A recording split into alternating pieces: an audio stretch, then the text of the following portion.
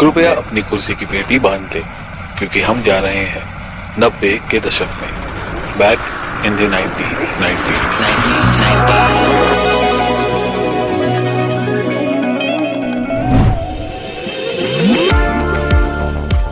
Hey guys, hope you're doing great. Back in the 90s के इस podcast series में हम आपको सुनाते हैं 90s की वो बातें जो शायद आपने भी विटनेस की होगी, या फिर आप भी किसी ना किसी तरह उस सिचुएशन में इन्वॉल्व रहे होंगे।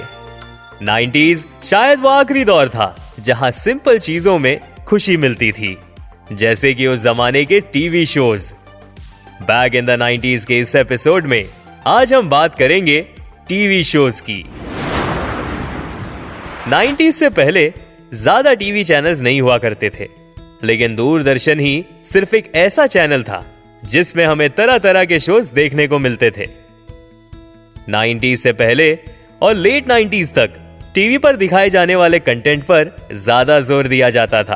कंटेंट बनाने वाले लोग खुद ये चाहते थे कि दर्शकों को, व्यूअर्स को अच्छा कंटेंट परोसा जाए, जिससे कि वो अगले दिन भी इस कंटेंट को देखें। उस जमाने में प्योर कंटेंट को ज्यादा वैल्यू दी जाती थी, यानी वो कंटेंट जिसे देखकर व्यूअर्स को कुछ सीखने को मिले या फिर उसका भरपूर मनोरंजन हो। और मेकर्स इस बात पर भी स्ट्रिक्टली ध्यान देते थे कि किसी की भावनाओं को ठेस ना पहुंचे। भारतीय टेलीविजन के इतिहास में एक शो ऐसा था जिसने लोगों को टीवी लेने पर मजबूर कर दिया था, और वो शो का नाम था रामायण। हालांकि रामायण ये शो लेट 80s में लॉन्च हुआ था, लेकिन इस शो के रिपीट टेलीकास्ट जब भी आए तो ये शो जिस भी चैनल पर आता था उस चैनल की टीआरपी आसमान छू लेती थी। रामानंद सागर के बनाए रामायण को जब लेट 80s में पहली बार देखा गया था, उस जमाने में लोग टीवी पर हार फूल चढ़ाकर आरती किया करते थे। और जब 90s में इस शो का प्रसारण दोबारा शुरू किया गया था तो एक बार फिर वही मंजर देखने को मिला। कहते हैं कि रास्ते में कर्फ्यू लग जाता था। इन्हीं बात को ध्यान में रखते हुए 2020 में जब पूरा देश पैंडेमिक से जूझ रहा था, तो सरकार ने तय किया कि रामायण इस शो को दोबारा टेलीविजन पर दिखाया जाए। कोई और शो जो रामायण की तरह ही चर्चे का विषय बना रहा तो वो शो था महाभारत। महाभारत ये शो ये भी लेट 80s में लॉन्च हुआ था, लेकिन इस शो का भी जब भी रिपीट टेलीकास्ट आता तो उस वक्त भी इस शो की बदौलत उस चैनल की टीआरपी आसमान छू रही होती। बी.आर. चोपड़ा के इस शो को जब पहली बार टीवी पर देखा गया तो उस वक्त भी सड़कों पर कर्फ्यू लग जाता था। रास्ते में न तो कोई गाड़ी दिखती और ना ही कोई इंसान। सब लोग उस शो के टाइमिंग के दौरान महाभारत देखने में लगे रहते थे। दरअसल कई लोगों ने यह भी कहा कि महाभारत इस शो के आने से पहले लोगों को सिर्फ कुछ ही पात्र के बारे में पता था, लेकिन जब महाभारत का टीवी पर टेलीकास्ट हुआ उसके बाद हर किसी को पता चल गया कि पांडव और कौरवों के अलावा भी महाभारत में और भी पात्र थे। इस शो ने भी दर्शकों पर गहरा इंपैक्ट छोड़ा था। 2020 के लॉकडाउन के दौरान भारतीय सरकार ने इस शो का प्रसारण भी दोबारा शुरू किया। 90s में चाणक्य नाम का शो भी आया करता था। ये शो मौर्य एम्पायर की हिस्ट्री और चाणक्य नीति पर आधारित था। दर्शकों ने इस शो को भी बहुत पसंद किया था। ब्योमकेश बख्शी ये शो भी 90s के उन फेमस शोज में से एक था जिसकी कहानी कैलकाटा के एक डिटेक्टिव की लाइफ पर आधारित थी। इस शो का थीम बिल्कुल क्लियर था कि एक डिटेक्टिव कैसे बिना किसी हथियार के अनसॉल्व मिस्ट्रीज को भी अपने सूझबूझ से सॉल्व कर देता था, और इस शो को भी दर्शकों ने बहुत पसंद किया था।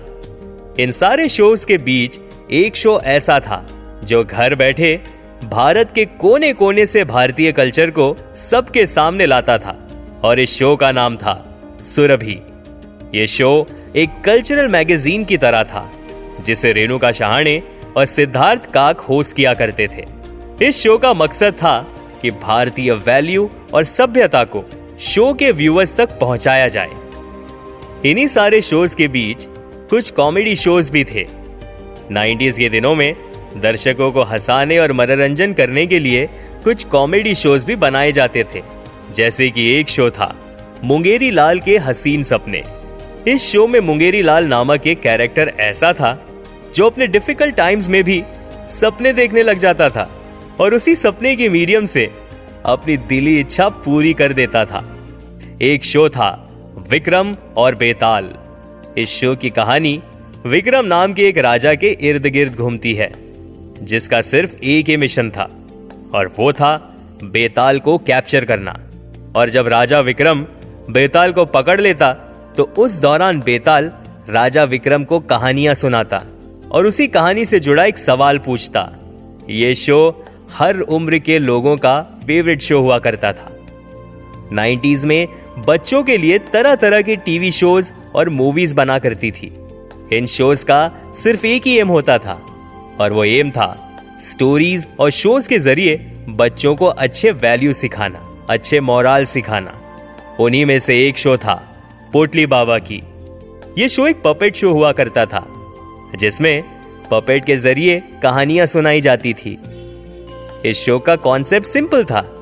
इसमें एक बूढ़े इंसान को दिखाया गया था जिसे बाबा कहते थे, जिसकी पोटली में ढेर सारी कहानियां हुआ करती थी और वो उन्हीं कहानियों में से एक कहानी सुनाया करता था जिससे बच्चों को सीख मिलती थी। 90s में एक शो ऐसा भी था जिसने खूब धमाल मचाया हुआ था और उस शो का नाम था राजा और रैंचो। ये एक ऐसा शो था जिसमें राजा अपने कंपेनियन मंकी के साथ मिलकर काफी सारे मिस्ट्रीज और केसेस को सुलझाता है। ये उन शोज में से एक था जिससे बच्चे और बूढ़े दोनों इस शो को बड़े मजे से देखा करते थे। उस जमाने में एक बंदर को टेलीविजन पर एक्टिंग करते हुए देखने में बड़ा मजा आता था। इन्हीं सारे शोज में से एक शो ऐसा भी था जिसने भारतीय टेलीविजन हिस्ट्री में कुछ नया कर दिखाया और इतिहास रच दिया। उस शो का नाम था शक्तिमान। इस शो को मुकेश खन्ना ने बनाया था and Shaktimaan was India's first super hero. 90s में इस शो ने जो कमाल कर दिखाया था कि सैटरडे को सुबह ये शो आया करता था, तो उस वक्त भी इस शो की टीआरपी अच्छी हुआ करती थी। इस शो को इतनी पॉपुलैरिटी मिली कि इस शो को संडे के दिन पुश किया गया और इस शो का ड्यूरेशन भी बढ़ा दिया गया था। आज भी अगर भारतीय सुपर हीरो की बात हो रही हो तो सबसे पहला नाम जो स्ट्राइक होता है तो वो है शक्तिमान। और ये भी एक ऐसा शो था जिसे बच्चे, बूढ़े और जवान मिलकर देखा करते थे और एंजॉय करते थे। श्रीमान Shrimati, all the best, rangoli, the great Maratha, Chandrakanta और ऐसे कई और शोज थे जिसने 90s में एंटरटेनमेंट की मशाल जलाए रखी और सबका दिल बहलाया। वो दिन भी क्या दिन थे। हम उम्मीद करते हैं कि बैक इन द 90s के टीवी शोज वाले एडिशन में आप सभी ने कुछ तो रिलेट किया ही होगा और आपको मजा आया होगा। आप सुन रहे थे back in the 90s only on radio city. Back in the 90s.